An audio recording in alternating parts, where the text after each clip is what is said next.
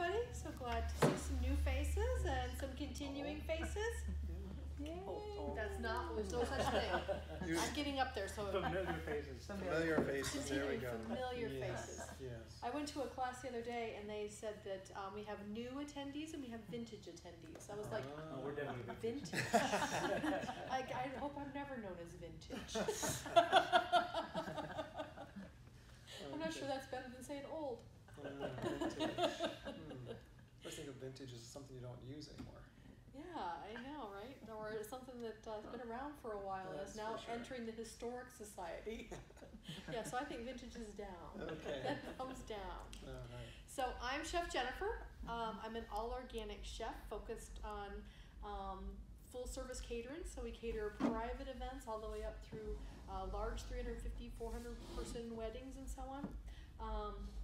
We teach cooking classes, team building, we do corporate catering, all different kinds of things around all organic food. So I also prepare meal plans and prepared meals for people so that they don't have, they're too busy and they really don't have the time or energy and really don't feel like cooking, but they do want to have good nutritious meals without going through the drive-thru.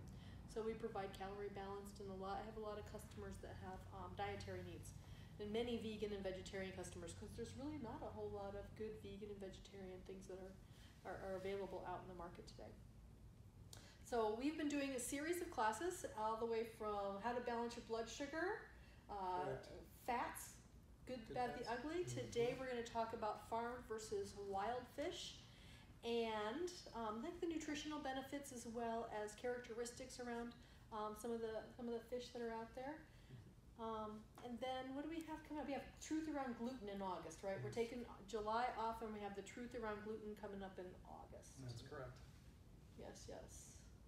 I like gluten. Gluten's going to be an interesting topic for us, I think. It will be. Yes, yes. It's always a hot topic. Yeah, because a lot of people think that the gluten is bad for you, and it's not. You have to have some gluten in your life, right? Just like people think that we went to fat-free, and you actually need fat in your life, right? You need fat. We got that one covered.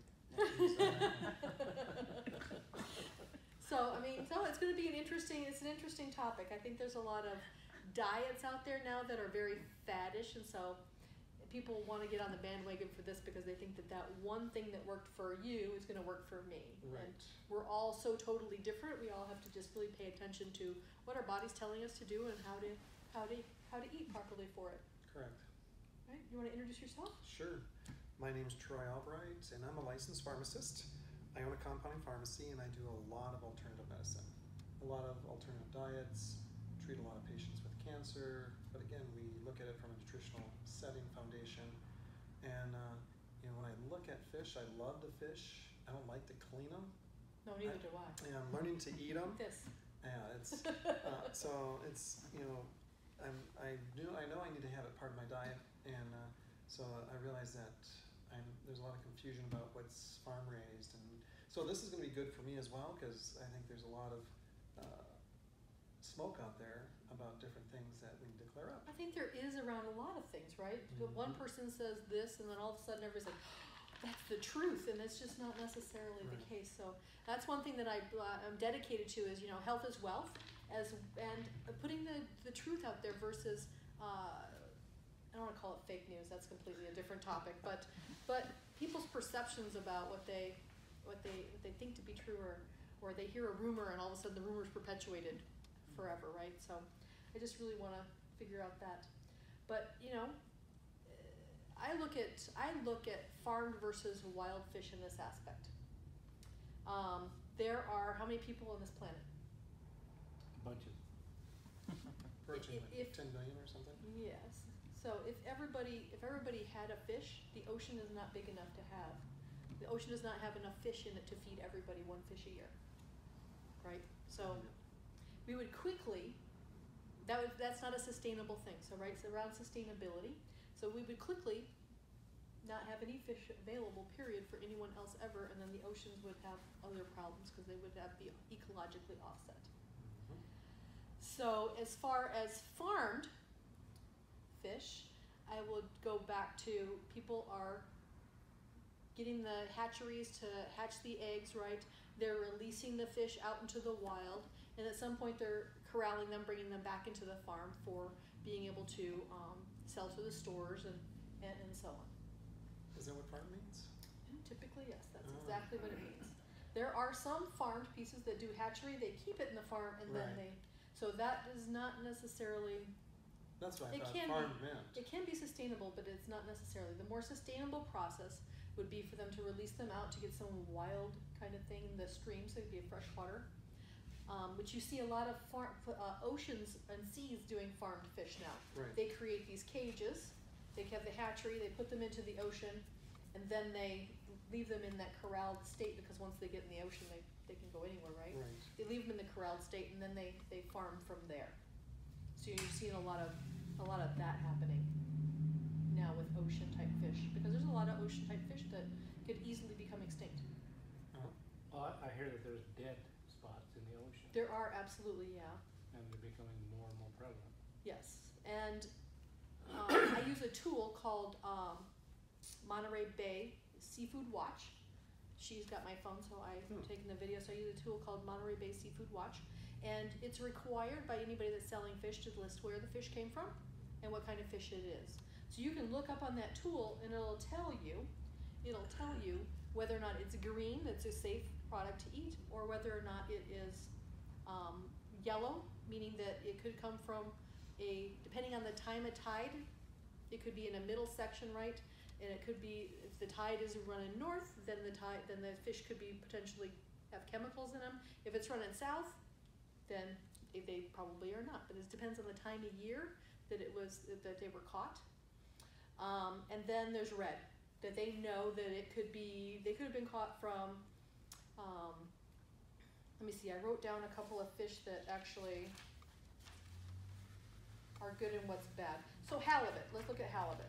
So halibut, if you get Atlantic halibut, then don't get it, because it's potentially very chemical ridden. Also halibut, they live for over 50 years. Did you know that? 50 years. They get old. They get really old, yeah. And actually there's one fish that, what was the other fish? I was actually shocked about this. Orange roughy. Do you know they live to be 100? Really? Orange roughy? Orange roughy lived to be 100, yeah.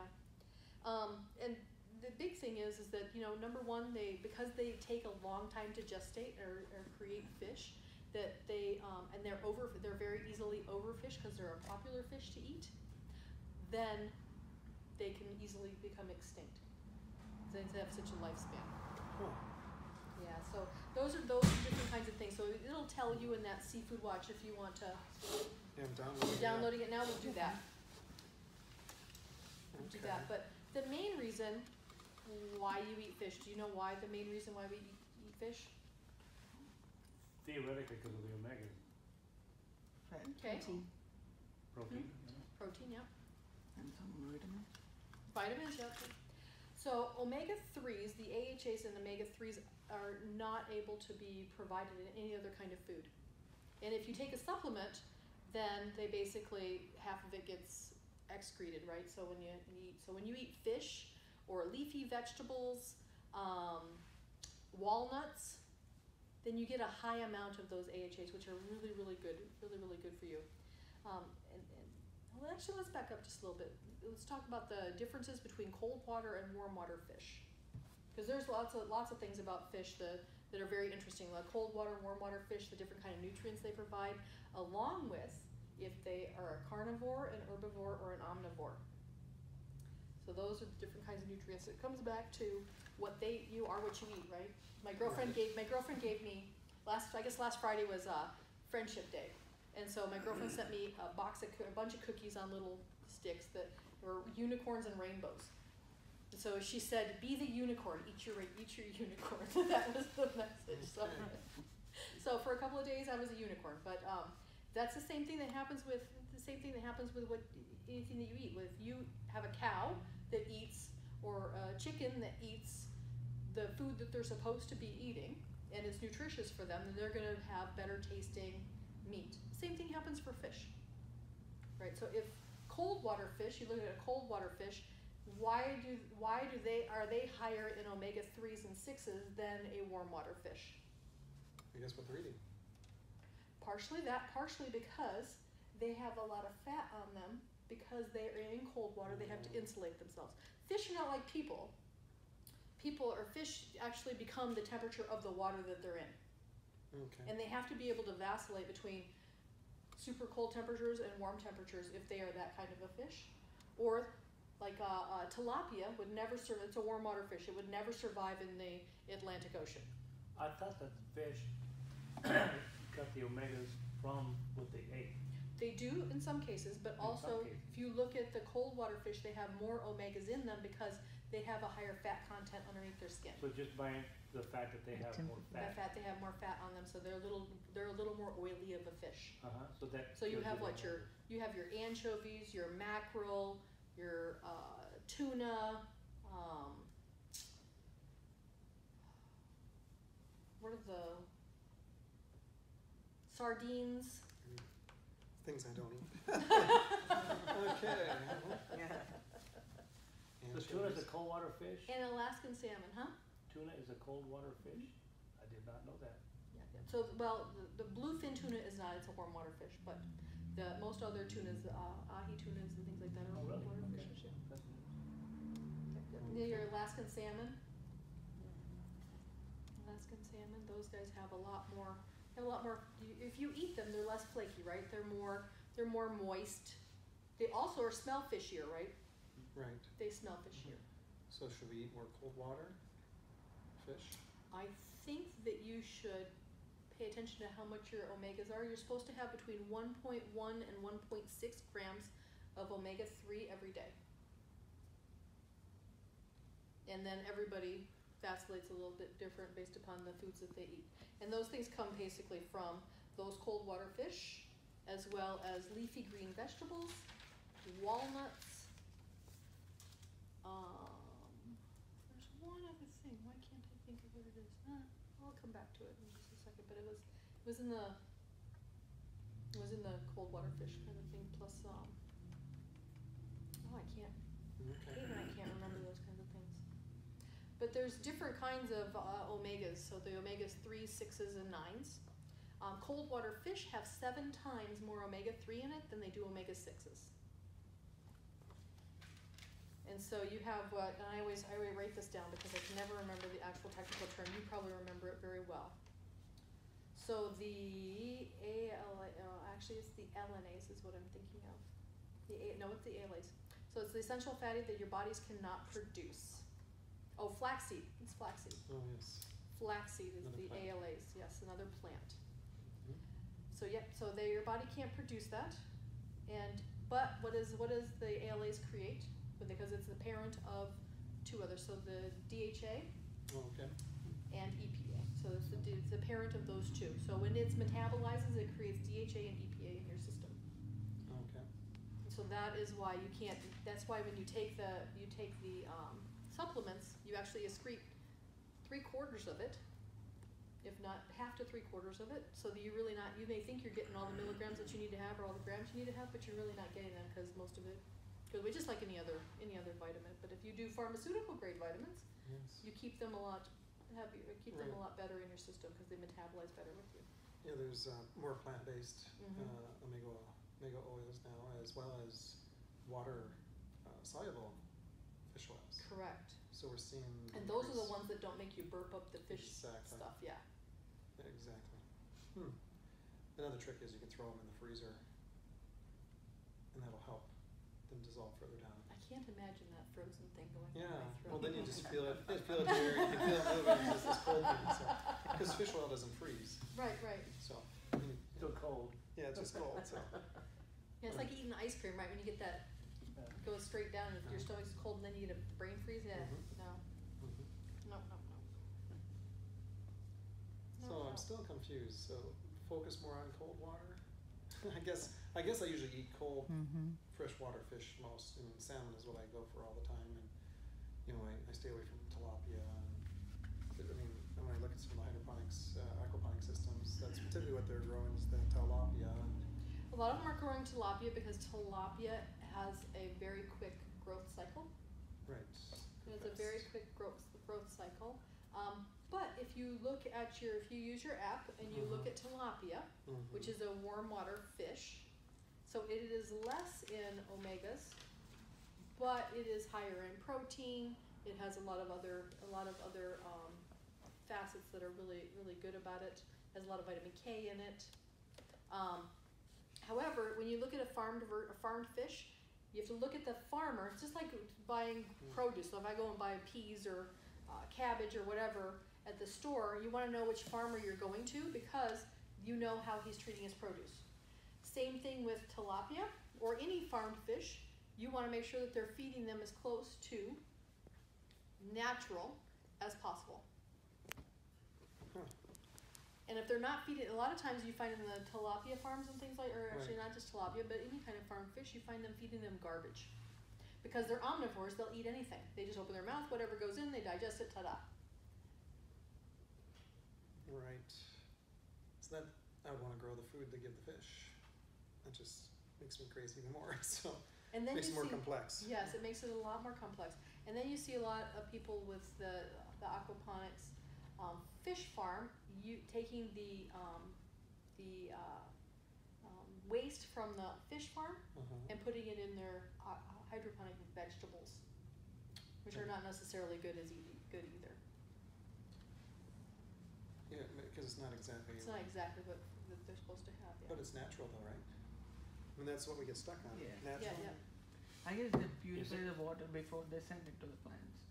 I guess they purify the water before they send it to the plants so that only nitrates go in.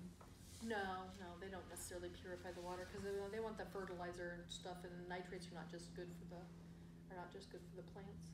You say it's natural, have but all is it the- natural if they're not being fed? Well, something natural natural? is very interesting topic, isn't Yeah. it? Well, waste, they're considering, well, if you say Yeah. organic, they're looking at all animal waste as being organic, but yet it's not fit for human consumption, but yet we throw it on our food. Yeah, I mean, totally it true. just drives me Well, we crazy. throw it to grow our food. Or to grow your food. But I how mean- do we throw it on our food? Fertilizer, yeah. They Yeah. consider it fertilizer, yeah. I mean, spinach is now in the top 3 on the worst And the worst, yep, that is worst the foods worst. to be eating. Yep. Because of all the heavy metals now and how's that, why is that happening? Well, they're throwing all this fish emulsion that's really not fit for human consumption on the crops, and it's high in heavy metals. Lead, arsenic and things, those Exactly. kind of things, so. This is off topic, but are chickens vegetarians? No. Vegans? They're not. But there's that commercial out there that says chickens are not vegans, They're not vegetarians either. They eat worms and insects and all Right, yeah, kinds of yeah. things that are full of, which are and they protein. need it. They're all protein, yeah. And they need rocks and they need worms, they need insects, they eat poop too. I mean, they eat Yeah. everything. So, yeah. And they eat vegetables, they eat grass, Same they thing eat with the corn, fish, they eat though. whatever. We're talking about the fish. Whatever you throw in there's what they. Yeah, fish will eat. Fish will eat whatever you put in there, right? And Yeah. so, because they don't know, oh no, I'm a carnivore, I should be eating meat. Yeah. All fish? There are some fishes that are carnivores, yeah, I mean, absolutely. not all of fish, them, no, okay. no. There are some that are herbivores only. And those are the ones that usually live closer to the bottom of the ocean. Well, and they call them bottom feeders? Well, they consider all crustaceans that crawl along the ocean floor to be a bottom feeder. Is that where they say there's more parasites? Or is it temperature of water? Because I know temperature of water out in the Bering Sea makes a difference because my brother-in-law has his own boat and he does cod. So if there's a season, because he's constantly having to look at the temperature of the water, and if it's warmer, then they'll find out that there's a lot more loaded with parasites. So that goes with anything, right? It goes with farmed, and anytime anything is warmer, it has to be below 41 degrees or above Okay. 135. So Okay. anything in the middle, and typically around 70 degrees is the maximum amount of parasites and bacteria.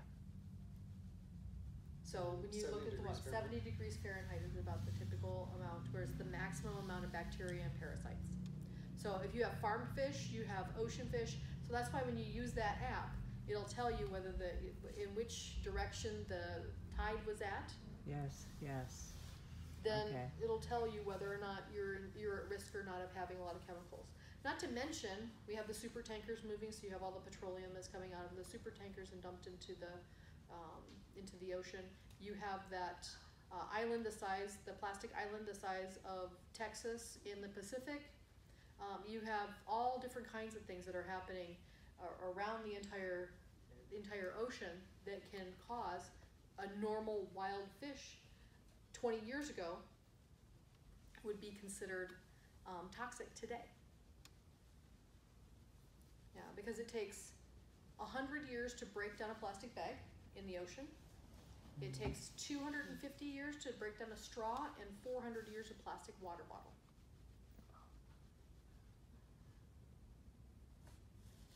Because they're all petroleum based and they're all in the ocean. So it's not very eco-friendly. Huh? No, not Yeah, we're necessarily. here. No. Would it do eco-friendly? Yeah, so that, I mean, all of those eco things that we have done over the past, how many ever years, last 25, 30, 40 years, those eco-unfriendly things that we've done really have impacted our environment. And it's impacted the food we eat. Well, that's what makes fish not a sustainable Well, product. fish are not sustainable because there's more people in the world than there are Yeah. fish. Yeah, well, I guess Right. wild fish, because you can, But wild fish can have a lot of chemicals in them Yeah. as well. yeah. Yeah, absolutely. And so if you find a good farmed fish and they're fed good food that they're supposed to eat and they're taken care of sustainably, then there are good farms out there. How do you find a good farm? So if you use this tool, this Yeah. the Monterey Bay Aquarium Seafood Watch app has the most up-to-date information on where fish come from and the toxicity of the environment they come from. So would you, when you go to the store, Take out look your at the app, label, take the it'll app? tell you exactly. You put in Chilean sea bass, it'll tell you. Okay. Put in Chilean sea bass. Okay, if you ask this app to tell you that, how do they know, how does the app know which direction the flow of the ocean was going, when that fish was So caught? Monterey Bay has one of the most sophisticated aquariums all over the world. So they've Nice. been doing all of this tracking all over the world. They enter that information live. So it is the most up-to-date tool. So it depends on when the fish was caught. It could. Okay, so how do I use this? So it came up wild. Yep. And then how do I So you get look down and say the type it was done. What did you put in? Toothfish? Oh, Did you put in sea bass? I thought I did. Chilean, but I'll just put in sea bass. So there's, Oh, Well- that's, I guess you call it sea. Can you call it sea bass? We tried the sea bass oh, word. yeah, spell it right. So there's all these different types of sea yeah. bass. So Chilean sea bass is typically the black one.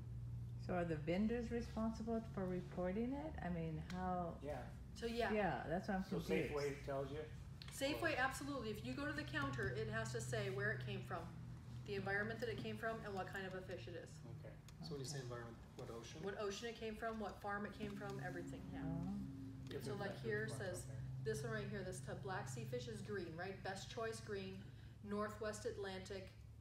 Its method is trapped. So trapped or troll lines. Troll lines are the best way of catching. I mean, even they even have indoor recirculating tank. Mm-hmm. So yep. So there's some. If you caught it, if this one right here was caught in indoor, that's a farmed fish. So here we can kind of show. Yeah. And then the avoid, then they have the avoid here, right? It is a bottom trawl. So this is how they caught it, bottom trawl. So avoid those because typically bottom trawls, they have the lines and so on that get caught. But how are And you they gonna know can if it's bottom trolled? They have to tell you. I guess I've never seen that. Well, I've never asked either, but you Well, it's say. They supposed to have be- to tell you. It's supposed to be on the things. They're supposed to tell you how it was caught. So if I go to The if counter? I'm at a restaurant and I ask them, yeah. They should be, They don't. absolutely, that information is provided on their fish. I've asked them. okay. They're supposed to tell you. I mean, I was joking with one place. Took a long time to get my sea bass, and I saw that it was line caught. Hey, are they trying to catch it right now? They took them that long to catch it. So it does. So right here, so see this one says line caught black, it says Uh-huh. hand lines and hand operated poles and lines. Wow. So this one, so they have it everything, but there's the one kind that is there. So if we put it in orange roughy, let's put it in orange roughy. Well, this is going to make it easier to buy fish Yeah. because I have a hard time buying fish, and So it'll tell you everything that's out there right now says avoid.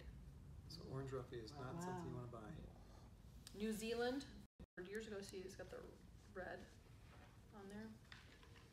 And then let's see, what else do we have? Let's do cod. Yeah. Mm-hmm. And you'll see all different kinds. So you'll see the green cod, the yellow cod, red, and then there's a gray category down here. Oh, I guess they ran out of that, but gray category means it hasn't been certified. And then there's the eco recommendation. So you want the, they have this one, the cod, they have an eco recommendation on where they didn't on the others. So there's this label that says it is sustainable, certified, sustainable seafood. This logo right here, and I can't get it to. I've never seen that logo on anything. Oh yeah, they have it all over the place. Yep. You mean on the packaging? On the packaging, yes. I've never Sustainable seen seafood. So we could be able to tell, like, some of the cod I know, not all of the vessels have a processing plant on their vessels. Right. So my brother-in-law has one, so it's done right, fresh, right there, and some of them don't. So would it tell us that? No. Okay. No. So we would know how Processing's fresh it completely was? different than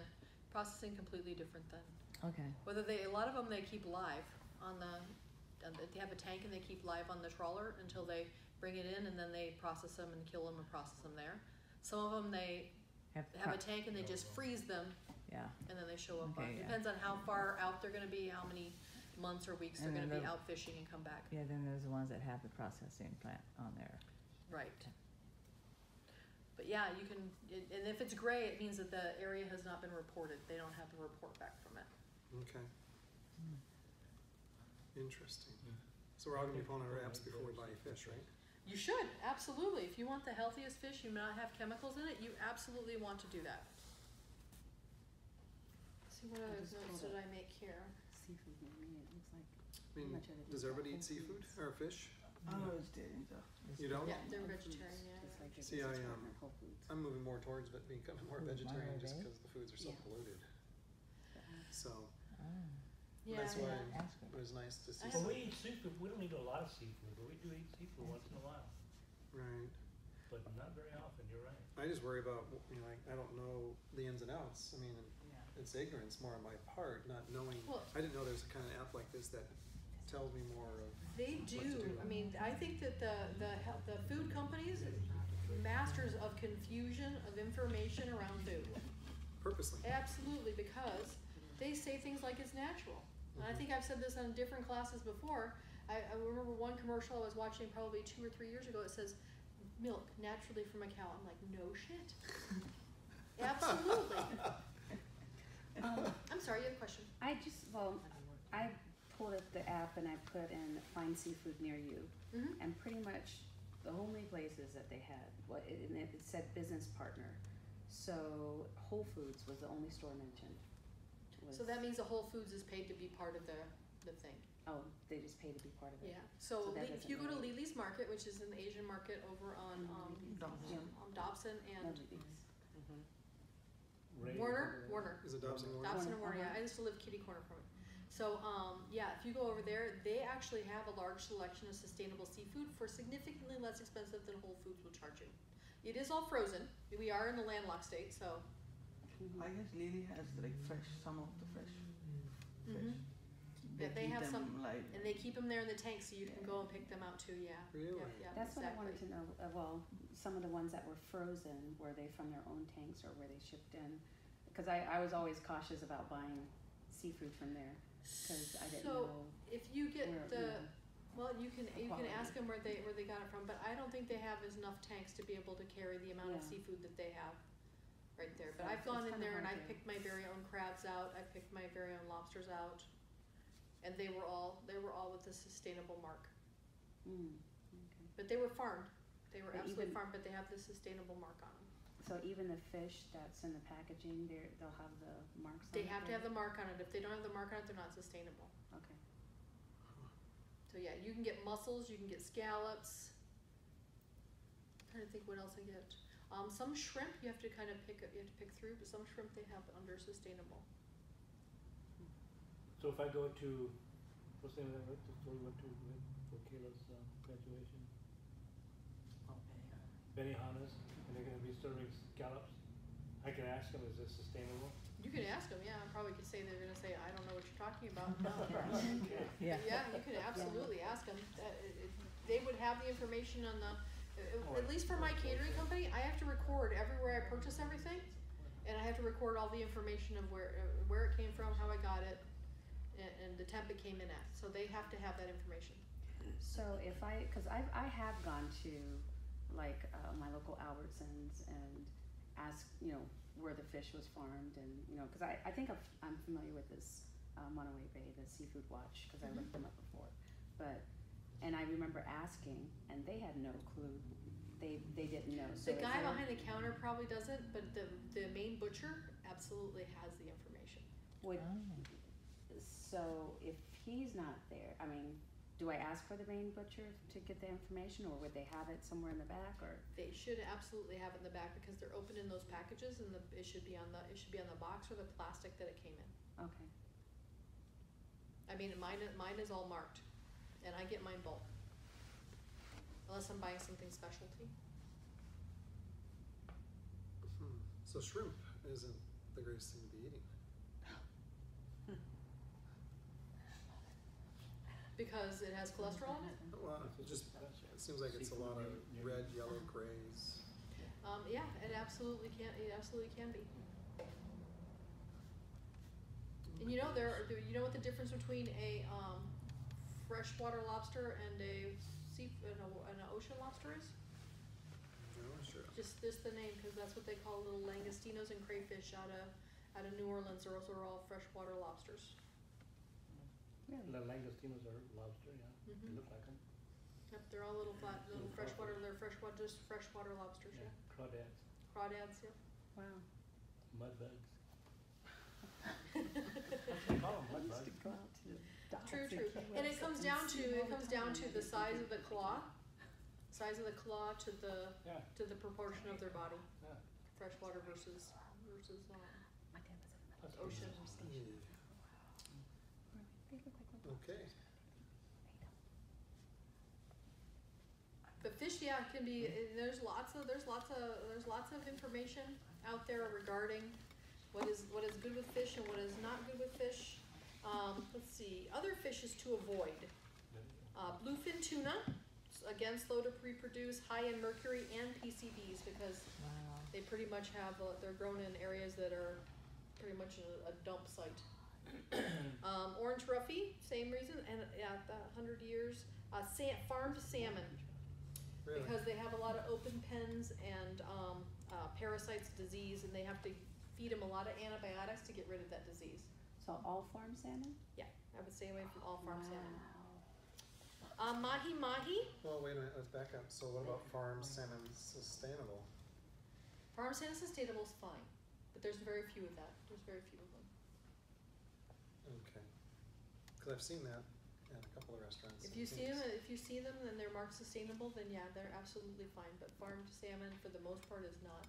They might be becoming more and more, but they're for the most part not. So if a bear would eat it, it's probably okay. If a bear would eat it, I think a bear would eat it. It's not anything. Okay, that's out the window.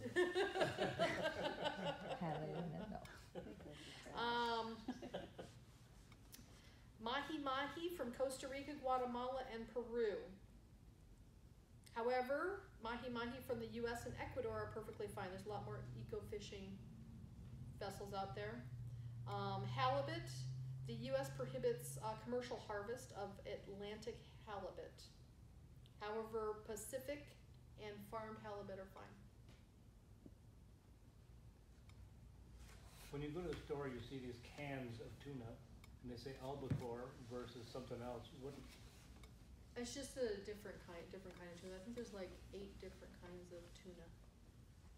That's the confusion for us, because we look at them like, which is the best tuna, you know? Well, it's about the flavor. So each one of them are grown a little bit in different areas. So ahi's the red tuna. Albacore tuna is a white tuna meat. Those are the primary two that you'll see.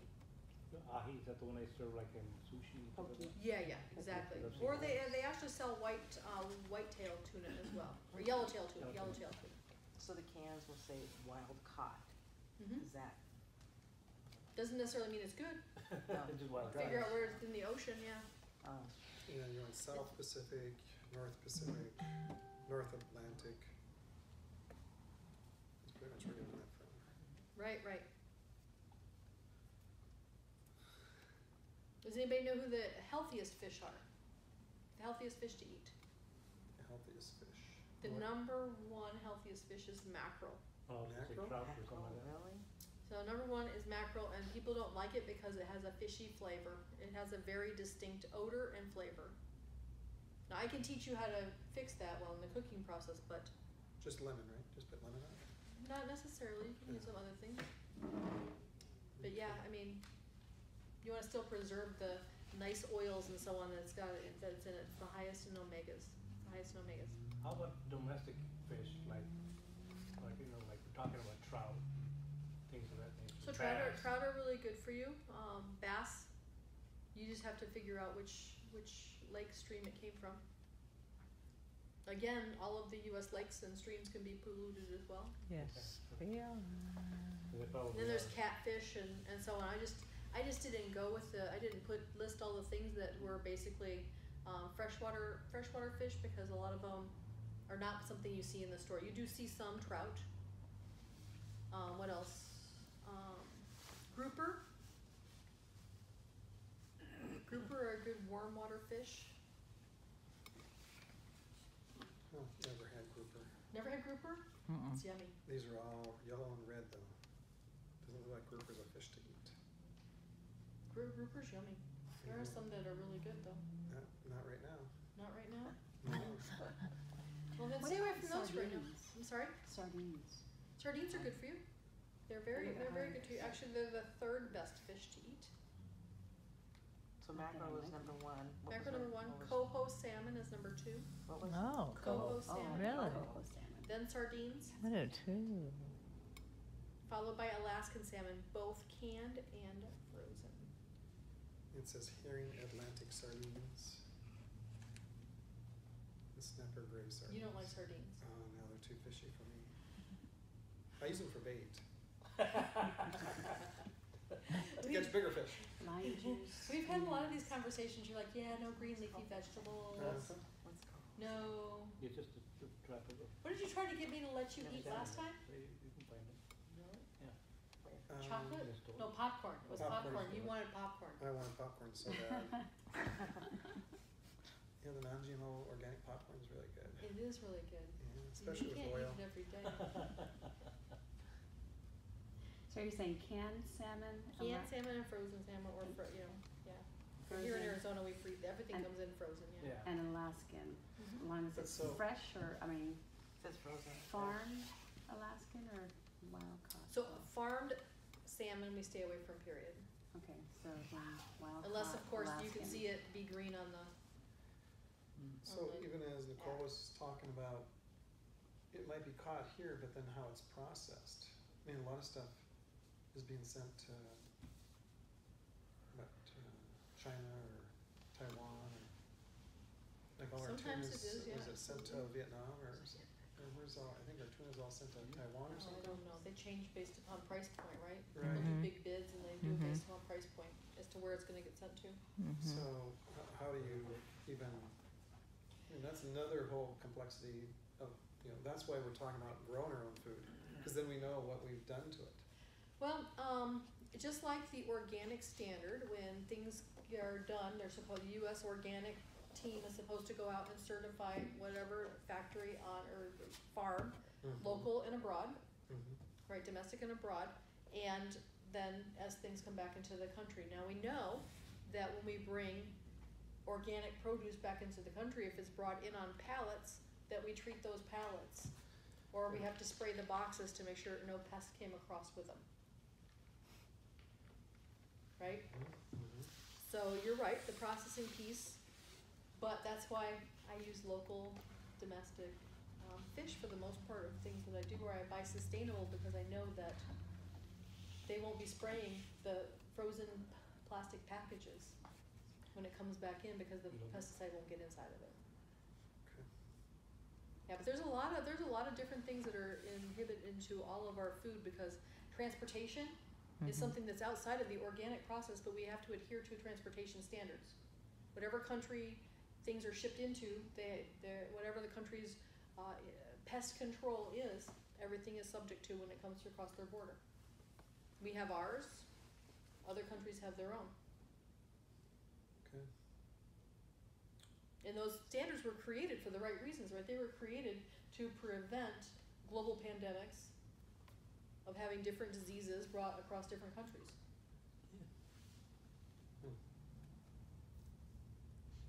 Because people in, let's look at it this way, people in Texas and Florida and Louisiana have different kinds of bugs than we have in Arizona.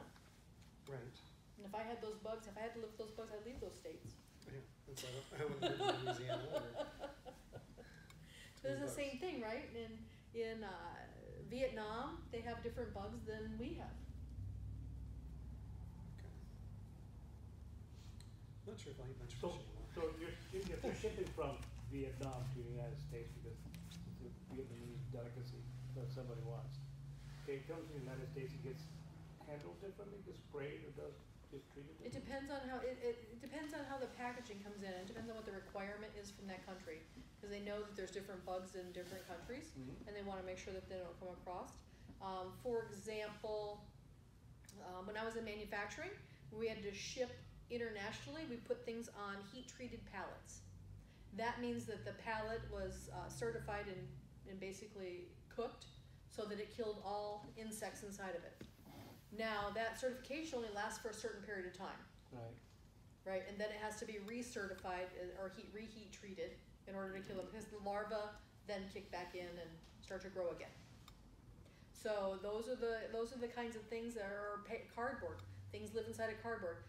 Has anybody ever had? I had this happen when at a house I lived in.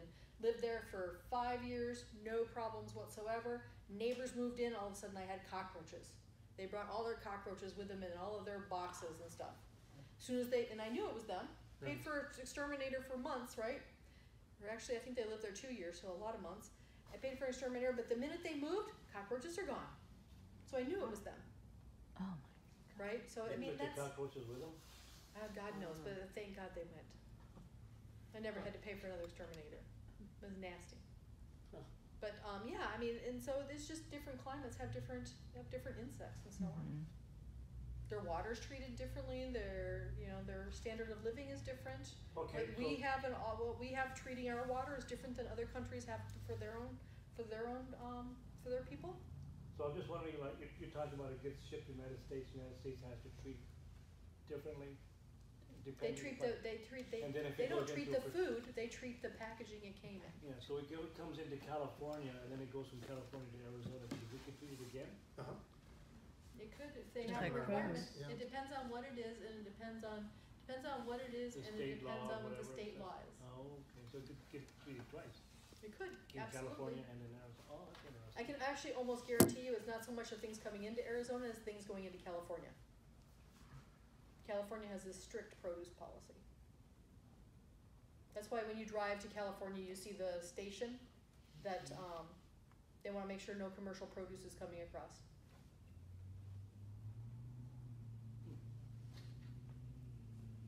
But when you come into the country, if you leave the country and you come back in, you can't bring meats and cheeses and produce or anything like that. And you have to declare whether or not you've been on a farm and been around insects and seeds and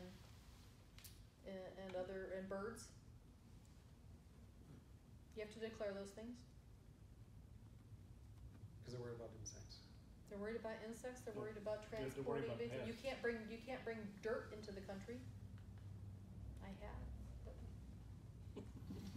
Maybe on my shoes. No. I went. Very first time I went to Europe, I visited cemeteries. I did a whole historical thing around cemeteries, and I brought back a little teaspoon of dirt in little baggies for every place that I went to. So I have this collection of dirt. Better not put this on YouTube. You tell me that anybody else has done that. But it's in my house. It's not like I brought a plant. So potentially fish may become all farm-raised sustainable. It possible could be, yeah. Because then we'd be guaranteed a much better Supply chain. supply as well as being more safe. Exactly. But it's not natural though. Or it wouldn't be, What do you mean not natural? well, out in the wild, I mean, when you look at fish that are just swimming in the ocean, it's not like they're restrained. I guess that's an interpretation that needs to be identified, right? Natural. So you can say, well, everybody has their own interpretation of what's natural, Yeah. right? That's what I'm saying, yeah. You do, I do. Just like everybody has their own interpretation of what love is. I think that a lot of oceans and seas have tried to say that, or to classify farmed / natural inside of the cages that these large cages that they've created in the ocean, and they've got in a controlled environment so they can breed and create more fish, because the definition of sustainable is really that you take less out than you put in. And so that's why for fish, the only certification they have is sustainable. Whereas for vegetables, they have organic. For animals, they have organic, pastured, Range-free. free range, Free range, yeah. cage-free, free range. Which basically they say, in the old way of processing chickens, they put 70 chickens in a spot this big. They basically stood on top of each other in order to produce eggs and so on. Then they said, oh, we're going to go to cage-free because that's not humane. So they basically took away the cages, still left all the chickens, the same quantity of chicken in the barn. And then they said free range, oh, we let them go out and come back. Basically we put them in an area that they can't get out of, but it's larger and they can get some dirt and some sun and so on, fine. Pastured is they just roam free. And you can classify pastured as I know there's a couple of farms here in Arizona that have machines that basically have the chickens in the coop all day long, and they basically roam the entire ground. But they feed them. No, they do not feed them. Pastured chickens are not fed anything. No. Cage-free, free range, they're fed corn, organic corn typically. But pastured chickens eat all of the grass, dirt, worms, insects, whatever they visit.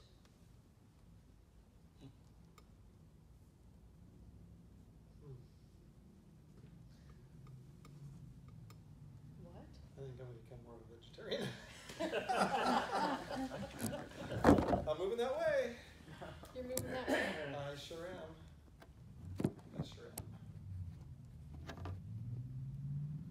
So I think that farmed fish is going to be okay, providing we feed them the things they're supposed to eat. If they're a carnivore, they eat some meat. I mean, people think of carnivores, as piranhas, Right. sharks. The sharks eat anything, right? So a shark is also, I would consider a shark to be somewhat of an omnivore, because basically they open their mouth, eat tires, and Yeah, they are. whatever else ends up in there. Surfboards, surfers. Surfboards, surfers, whatever. Yeah.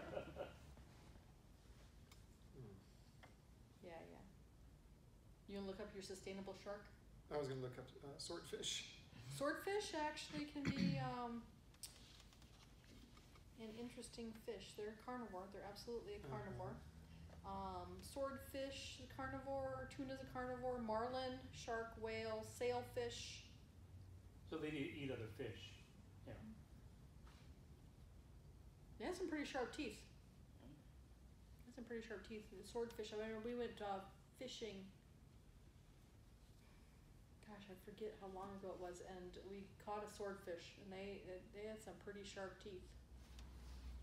Not as big as a shark or anything, but they had some pretty sharp teeth. Versus there's some type of sharks that are herbivores, right? So they have round teeth. Or square teeth.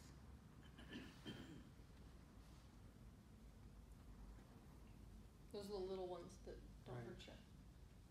They're the nice ones. They're the nice ones. Mm-hmm. Unless you're a plant. Yes. Huh. Oh, there is also herring. Herring's good for you too. They're very low in mercury. That's another thing. Cold water fish are typically a little bit lower in mercury. You don't have to worry about it so much. Isn't herring a small little minnow? I bet those are small little bait fish again. Because I didn't think of those. Well, You know see what? pickled I herring. honestly have to Oh, that's say. It's really big, so or Yeah. larger anyway. Yeah. It's been a long time since I saw a herring. But typically, I have to say that I think the last time I saw a herring anywhere is pickled herring. And, Yeah, yeah. oh no, in the European countries, the northern countries, they probably eat a lot of herring. So why are omegas good for you? Why are the omegas good for you? Well, I was looking at cholesterol. The AHA and the DHA. LA, The fatty. DHA, EPA. Fatty. Good fats. So if you're off balance on your omegas, then you lose the inflammation control system in your body. So if you're off kilter a little bit, then you lose the inflammation control system, which inflammation causes a lot of our problems, right? Arthritis, stomach problems, rashes, Thyroid. thyroid issues, yeah. You know, even Western medicine is saying that inflammatory issues are causing disease, so Mm-hmm. they're all saying that. Exactly, yeah. And so which causes other problems, right? Correct. So it's important that we get our omegas. Omega 3 and 6. I know there's a ratio, and more and more companies are making just the plant oil omegas. I just eat fish, so I don't know. As our seas, our waters get more polluted, it's going to be harder to eat those fish. That's what I'm worried about. So tilapia is has a lot of omega 3 in it, but remember tilapia is a warm water fish. So cold water fish have a lot more omega 3s in it than they do omega 6s. Okay. 7 Doesn't times your body more omega produce 3s. omega 6s anyway? Your body can produce, except for one, lineolanic acid? Then it'll lake, yeah. Linoleic acid, yeah. Mhm. That one's also an essential. You have to get that from plant-based food. But the AHAs or ALAs, sorry, ALAs are significantly the ones you have to get from fish. Or green leafy vegetables, walnuts, flaxseed. Yes. Flaxseed. Which So is yeah, good. so if you're a vegetarian, you can have your walnuts and your green leafy vegetables and your flaxseed, and you get the same thing that you do from cold water oily fish. Unless you OD on them. You get too many. You get too many? Yeah. I think that we probably suffer from not having enough, Mhm. much more than we suffer from having too many. I just know my daughter doesn't absorb fish oils very well, so now that it's water miscible or even the plant omegas are available, Mm-hmm. those are way better for her and I. Good. So So you're gonna stay away from fish now, and so I'll you're gonna try eat eating less. popcorn, yeah, we eat popcorn. no fish, no green vegetables, but you'll go. No, I'm eating greens. You're eating now. you're eating greens now. Huh? Fair, thank you. Yeah, I mean I have a greenhouse, so I better be eating greens. All my chard is done for the season, though. We're still growing it. Are you? Oh yeah, it's beautiful. Yeah, because you don't have 120 degrees on your balcony. No, I do. Yeah. So no. it's Fun for mid-80s me. at the most. Yeah. 70 at night. You can do walnuts and flaxseed. Depending on how the flaxseed's grown. Again, as long as it's non-GMO. Right. Exactly. Non-GMO. That's all I promote. Okay. So yeah. So there's different Just to ways. make sure that you get to use a blender and crunch it up or whatever, because just swallowing straight flaxseed does not do anything for you except for create fiber.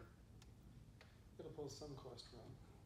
It'll pull some, yeah. But Not as much, so. you should probably chew it a little bit, Yes. or use a blender and break it down, or food processor, whatever it is, because it's the opening of that hull, that seed, that actually does the best value for you.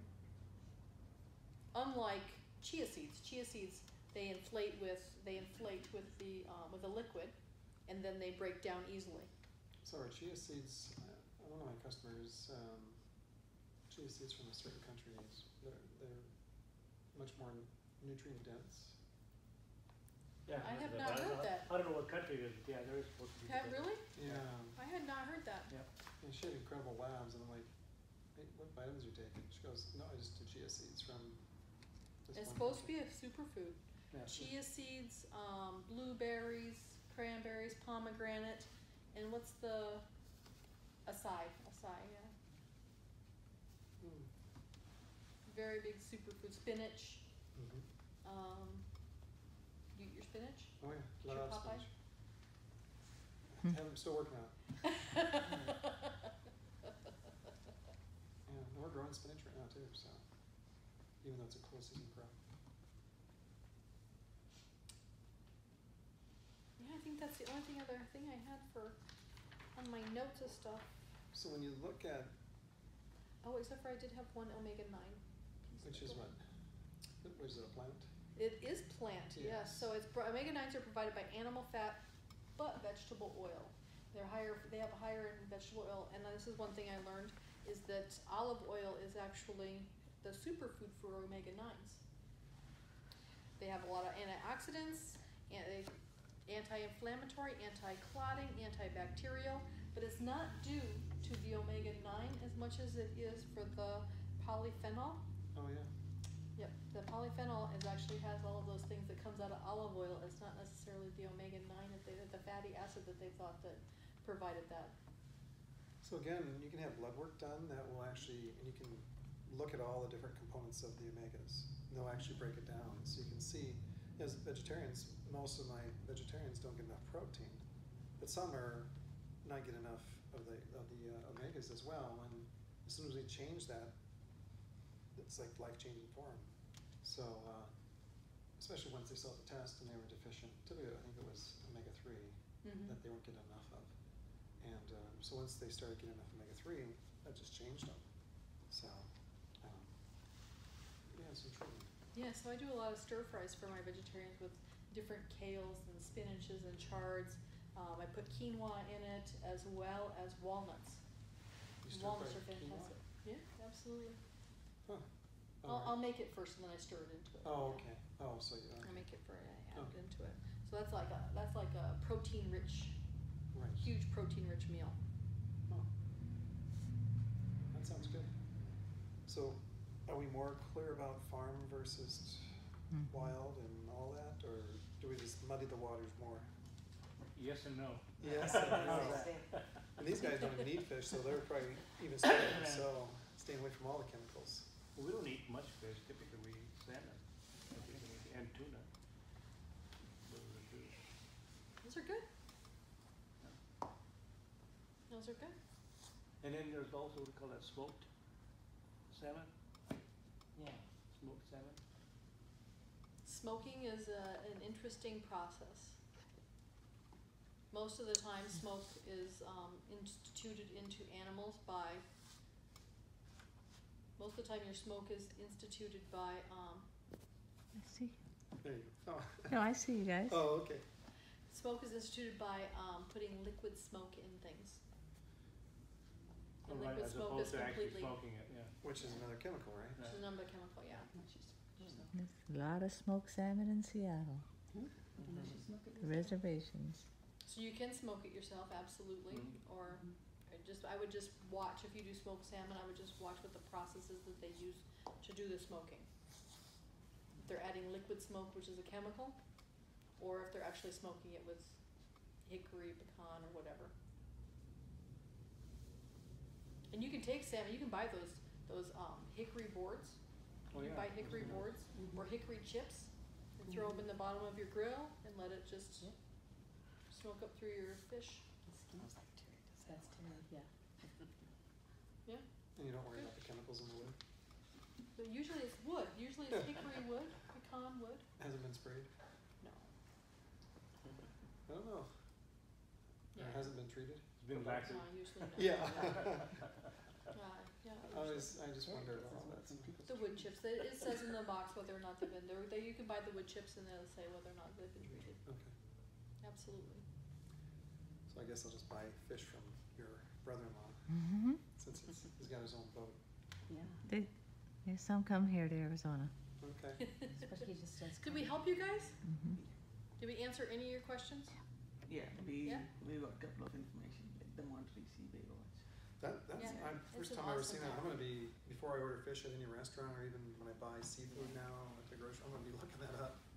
Cause I think I've been eating stuff that is probably more yellow than green. Well, you're gonna be looking it up and you're gonna be asking, is it this particular fish or whatever? Well, a lot of times it'll say like Atlantic or Pacific, and, So that's what I'm saying, then you would look that up. right, Yeah. so like I just bought some shrimp and it didn't taste the greatest, When I think it said Pacific, and I'm like, it's probably not, it was yellow, so. Yeah, and probably restaurants that have the fresh fish board, that they handwrite everything in chalk, Mm-hmm. is probably a better place to find fresher fish than the ones that are imprinted on the menu and it's always a standard Yeah. fish that they have. I like restaurants that typically have more specials than they do a set menu. Even though as a catering company I have like 85 things on my menu because as a catering company you have to present that to a customer far differently than you do somebody walking into a restaurant. Did you Yeah. say something about stay away from fish in certain countries? What was that? Yeah, so there are Costa Rica. mahi-mahi, stay away from Costa Rica, Guatemala, and Peru. Those have been known for a long time to stay away from. But US and Ecuador are great. Yeah, they're saying even Hawaii's not stay away from. Mahi-mahi, yeah. Yeah, Ecuador, Eastern Pacific, all of Hawaii, just stay away from it. And what do they got down here? Yeah, Costa Rica, Guatemala, Yeah. East Pacific, Indonesia, even the Northern Atlantic, U.S. Oh, except U.S. Wow. Yep. And then halibut also stay away from Atlantic halibut. Pacific and farmed are fine. Huh.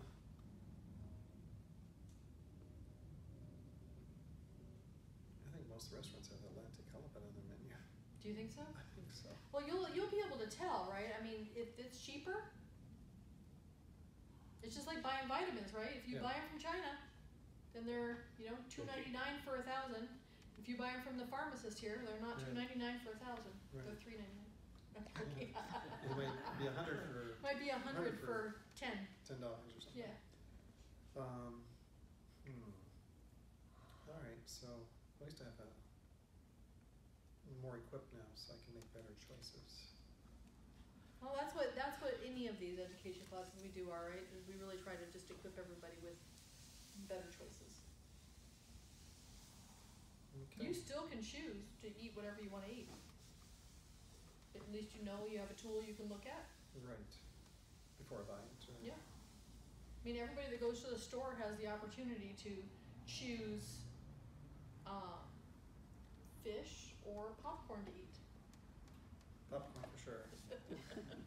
I was raised on popcorn. Day-old popcorn. It was so good the next day with butter on it. Well, we used to have, I remember, in Real 76, we had a huge, crap, we have big snowstorms. Blizzard. Blizzard, thank you. And we could not go anywhere for 2 months. We had, the only snack we had a fireplace, we didn't have electricity for 6 weeks. And so the only snack we had was this popcorn that my mom put into, it wasn't even a pan, it was more of a aluminum foil kind of thing. Oh, yeah. Cause we were running out of everything, right? So she put the only snack we had, and she put popcorn in this aluminum foil thing and set it in the fire, and we had some popcorn, probably some of it very burnt, but we had popcorn. That was like the only snack we had. Oh. She was using the stairs outside the back door as the refrigerator or freezer to keep everything cold because we had no electricity, and we cooked in the fireplace. Honestly, I don't remember those days. I was too young. I love you. Minnesota must have been ahead of you guys. We had power most of the time. We had No, blizzards. just 76 was that year. 76 was the year that was bad. I know because my sister was 9 months old or something like that. Oh, that's when we got out of Minnesota in '76. Oh, did you? Mm-hmm. I lived in Michigan until 82. That explains it. It's cold Isn't there. he so nice to me? It's really cold there. It is really. I grew up on Lake Huron. Yeah, it's really cold. I have no intentions of ever going back. Yeah, I don't miss it. I'd rather be hot than cold anytime. Sorry. You can. You just when you're that cold, you just can't put on enough clothes. Yeah. Any other questions? Any other on- questions, you guys? No? I didn't do a tip card this time because I just had so much to